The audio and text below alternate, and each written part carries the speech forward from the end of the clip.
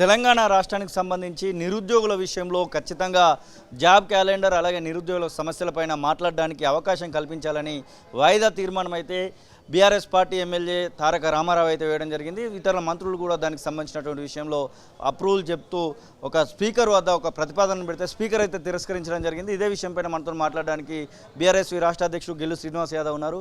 నిరుద్యోగుల పట్ల ఒక మాట్లాడడానికి అవకాశం కల్పించండి అని చెప్పేసి మీ పార్టీకి సంబంధించినటువంటి ఎమ్మెల్యేలు అడిగితే ఆ ఒక తీర్మానాన్ని మొత్తాన్ని కూడా ఆ యొక్క వాయిదా తీర్మానాన్ని తిరస్కరిస్తున్నటువంటి సందర్భాన్ని కూడా ఇప్పుడు మీరు చూడడం జరిగింది.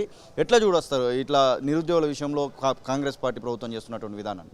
కాంగ్రెస్ పార్టీ ఎన్నికల ముందు నిరుద్యోగులకు 2 లక్షల ప్రభుత్వ ఉద్యోగాలు ఇస్తామని చెప్పి జాబ్ క్యాలెండర్ ప్రకటిస్తామని చెప్పి ఎన్నికల ముందు వాళ్ళే అన్నారు. మేమేమనలే, వాళ్ళన్న దాన్ని ఇవాళ అధికారంలోకి వచ్చిన తర్వాత వాళ్ళు ఇవాళ మాట మార్చారు. మీరు ఇప్పటికే 7 నెలలు ఇవాళ అధికారంలోకి 7 నెలలు దాటిపోయింది. నిరుద్యోగులకు జాబ్ క్యాలెండర్ ఇవ్వాలని చెప్పి ఇవాళ మా గౌరవ మాజీ మంత్రివర్యులు ఎమ్మెల్యే కేటీ రామారావు గారు ఇవాళ శాసనసభలో ఇవాళ దానికోసం అడగడం జరిగింది, ప్రశ్నలు లేవనెత్తడం జరిగింది. ఇవాళ దాన్ని తిరస్కరిస్తూ ఇవాళ స్పీకర్ గారే స్వయంగా చెప్పారంటే ఈ ప్రభుత్వానికి చిత్తశుద్ధి లేదు, నిరుద్యోగులకు ఉద్యోగాలు కల్పించే ఆలోచన లేదు, జాబ్ క్యాలెండర్ ఇచ్చే ఆలోచన లేదు. ఇవాళ గ్రూప్ 2 కానీ గ్రూప్ 4 కానీ గ్రూప్ 3 పోస్టులు సంఖ్య పెంచే ఆలోచన వాళ్ళకు లేదు. ఎందుకంటే మా కేటీఆర్ గారు మా పార్టీ వర్కింగ్ ప్రెసిడెంట్ గతంలో అనేక సార్లు కూడా నిరుద్యోగులకు వచ్చి కేటీఆర్ గారిని కలిసి మద్దతు ఇవ్వడం జరిగింది. బీఆర్ఎస్ పార్టీ పక్షాన పెంచాలని చెప్పి వాళ్ళు మేము డిమాండ్ చేసినా కూడా ఇప్పటి వరకు కూడా ఇవాళ ఈ రాష్ట్ర ప్రభుత్వానికి దున్నపోతు మీద వర్షం పడేట అవుతుంది తప్ప వాళ్ళకు ఇంతవరకు వాళ్ళు పోస్టులు పెంచే ఆలోచన వాళ్ళు లేదు. నిరుద్యోగులు వాళ్ళు మోసం చేశారు. కాబట్టి ఖచ్చితంగా ప్రజాక్షేత్రంలో కాంగ్రెస్ పార్టీకి రాబోయే ఏ ఎన్నికలు వచ్చినా కూడా వాళ్ళ గుణపాఠం తప్పదు.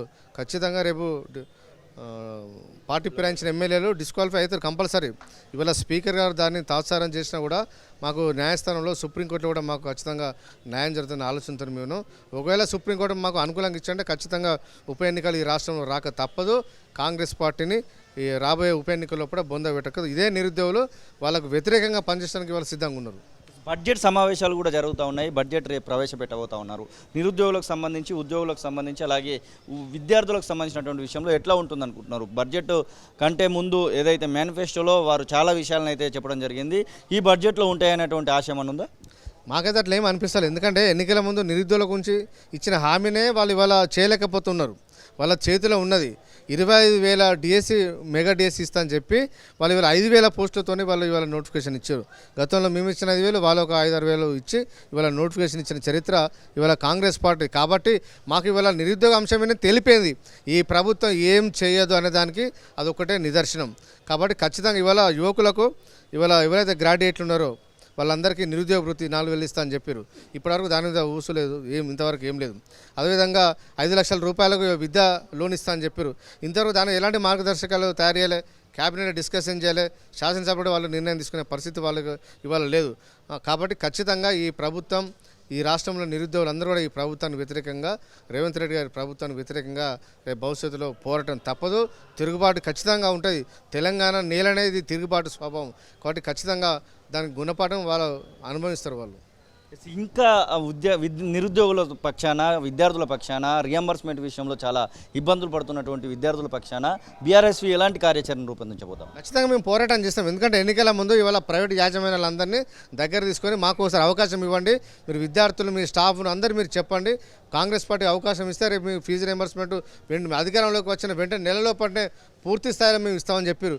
ఇంతవరకు ఏం లేదు. రీసెంట్గా వాళ్ళు ముఖ్యమంత్రి గారు జేఎన్టీలో ఒక మీటింగ్ పెట్టి ఒక 1 టైం సెటిల్మెంట్ చేసుకుంటామని చెప్పిండు. 1 టైం సెటిల్మెంట్ చేయడానికి ఏదైనా ప్రైవేట్ ఆస్తులు ఏదైనా అప్పులు ఇచ్చారు? ఏమన్నా వాళ్ళు పేదవాళ్ళకు విద్యను అందించడానికి ప్రైవేట్ యాజమాన్యాలు ఇవాళ ముందుకొచ్చి ప్రభుత్వాలు లేటుకి ఇచ్చిన మంచిగా కానీ వాళ్ళ విద్యార్థులకు మాత్రం విద్యను అందించడానికి చాలా విద్యా సంస్థలు ఇవాళ ముందుకొచ్చి గత 20-30 సంవత్సరాలు వాళ్ళు ప్రజాసేవ చేస్తూ ఉన్న ఇవాళ స్వచ్ఛంద సంస్థలు ఇవాళ విద్యా సంస్థలు. అంటే అలాంటి వాళ్ళతో ఇవాళ వ్యాపారాలతో మాట్లాడినట్టుగా ఇవాళ ముఖ్యమంత్రి గారు మాట్లాడినట్టుగా కనిపిస్తుంది. కాబట్టి ఇవాళ 1 టైం సెటిల్మెంట్ కాదు, వాళ్ళకి ఇవ్వాల్సిన ప్రతి పైసాను కూడా ₹1 కూడా తక్కువ ఇవ్వకుండా పూర్తి స్థాయిలో రియంబర్స్మెంట్ కాలేజీలు చెల్లించేవారు కూడా బీఆర్ఎస్ పార్టీ విద్యార్థి విభాగం బీఆర్ఎస్ ఆధ్వర్యంలో ఇవాళ ప్రతి యాజమాన్యానికి మద్దతుగా ఈ ప్రభుత్వానికి వ్యతిరేకంగా పోరాటం చేస్తాం. రేపు రాబోయే రోజుల్లో మా కార్యాచరణ ప్రకటిస్తాం. జాబ్ క్యాలెండర్ ఒకవేళ ఈ అసెంబ్లీ బడ్జెట్ సమావేశాలలో ఉండకపోతే ఎలాంటి కార్యాచరణ ఉంటుంది మీది? జాబ్ క్యాలెండర్ ఇవ్వకపోతే మేము వదిలిపెడతాం వాళ్ళను. ఒక సంవత్సరం నుంచి ఆర్టీసీ ఎక్స్ రోల్లో రేవంత్ రెడ్డి గారు కానీ ఈ రాష్ట్రంలో కాంగ్రెస్ పార్టీ నాయకులు కానీ ఎవరిని నమ్మకపోతే రాహుల్ గాంధీ గారిని స్వయంగా తీసుకొచ్చి ఇవాళ ఆర్టీసీ సెక్షన్లో లైబ్రరీ కార్డు తీసుకెళ్లిన చరిత్ర కాంగ్రెస్ పార్టీది. అలాంటి రాహుల్ గాంధీతో మాట ఇప్పించారు కాబట్టి ఈ రాష్ట్రంలో నిరుద్యోగ యువతలు అందరూ ఇవాళ యువత కాంగ్రెస్ పార్టీకి ఇవాళ ఓటేయడం జరిగింది, అధికారాన్ని కట్టబెట్టారు. ఇవాళ వచ్చిన తర్వాత ఇవాళ మాట మనసు మీ ఊకం, అవసరమైతే జంతర్ మంతర్ దగ్గర కూడా మేము ధర్నా చేస్తాం, కాంగ్రెస్ ఏఐసీసీ ఢిల్లీ కార్యాలయం కూడా ముట్టడిస్తాం. కేంద్ర బడ్జెట్ చూడడం జరిగింది. కేంద్ర బడ్జెట్ చూసిన తర్వాత తెలంగాణ రాష్ట్రం విషయంలో కేంద్రానికి ఉన్నటువంటి ఆ యొక్క బాధ్యత ఎట్లా ఉందనిపిస్తూ ఉంది? ఇప్పుడు కేంద్రంలోని బీజేపీ ప్రభుత్వం మొదటి నుంచి మొండిగా వివరిస్తుంది. వాళ్ళ ప్రభుత్వం ఉంటేనే నిధులు ఇవ్వాలి, వాళ్ళ అనుబంధంగా అలయన్స్లో ఏర్పడే ప్రభుత్వం ఉంటే నిధులు ఇవ్వాలనే ట్రెండ్లో వాళ్ళు పోతూ ఉన్నారు. గతంలో ఎప్పుడు చూసినా రైల్వేల విషయంలో చూసుకుంటే బీహార్కి అత్యధికంగా నిధులు ఇచ్చారు. ఇవాళ ఏపీలో చంద్రబాబు నాయుడు గారి ప్రభుత్వంతో వాళ్ళు ఇవాళ అలయన్స్లో ఉన్నారు కాబట్టి వాళ్ళకి ఇవాళ ఎక్కువ నిధులు ఇచ్చి అక్కడ రాజధాని నిర్మాణం కోసం 10,000 కోట్ల రూపాయలు ఇచ్చారు. కానీ తెలంగాణకి ఏమి ఇవ్వకపోవడం దురదృష్టకరం. తెలంగాణలో హైయెస్ట్గా ఇవాళ మొట్టమొదటిసారి 8 మంది పార్లమెంట్ సభ్యులను భారతీయ జనతా పార్టీకి ఇవాళ అందిస్తే ఇవాళ ఒక నయా పైసా తీసుకురావాలి. ఇవాళ వీళ్ళకి సిగ్గు శరీరం ఈ బీజేపీ ఎంపీలకు ఉంటే వాళ్ళు రాజీనామా వేయాలి. రండి ప్రజాక్షేత్రంలో రండి, పోరాటం చేద్దాం. ఇవాళ ఎన్నికల ముందు మీరు ఏం హామీ ఇచ్చారు? అవకాశం ఇవ్వండి. ఇవాళ 8 ఎంపీలు ఇచ్చారు, అత్యధికమైన సీట్లు ఇవాళ దక్షిణ భారతదేశంలో ఇవాళ తెలంగాణ నుంచి ఇచ్చిన చరిత్ర. ఇవాళ భారతీయ జనతా పార్టీకి ఒక అవకాశం ఇస్తే మీరు ఇచ్చిన హామీలు ఇవేనా? కాబట్టి ఖచ్చితంగా ప్రజల తిరుగుబాటు రెండు బీజేపీకి అటు కాంగ్రెస్ పార్టీకి వ్యతిరేకంగా ఈ రాష్ట్రంలో ప్రజలు సిద్ధమైపోయారు. ఢిల్లీలో తెలుసుకుంటాం వాళ్ళు ఏందని, ప్రజాక్షేత్రంలో ఢిల్లీలో తెలుసుకుంటాం. ఇది గెల్లు శ్రీనివాస్ యాదవ్ బీఆర్ఎస్పీ రాష్ట్ర అధ్యక్షుడు చెప్తున్న మాటలు. ఖచ్చితంగా నిరుద్యోగుల పక్షాన విద్యార్థుల పక్షాన మేము పోరాటానికి సిద్ధపడుతున్నామనేటువంటి విషయాన్ని అయితే వారు తెలియజేస్తున్న పరిస్థితి. కెమెరా పర్సన్ సతీష్తో శ్రీనివాస్, తొలి వెలుగు, హైదరాబాద్. అసలైన తొలి వెలుగు. ఫాలో వాట్సాప్ @తొలి వెలుగు అఫీషియల్.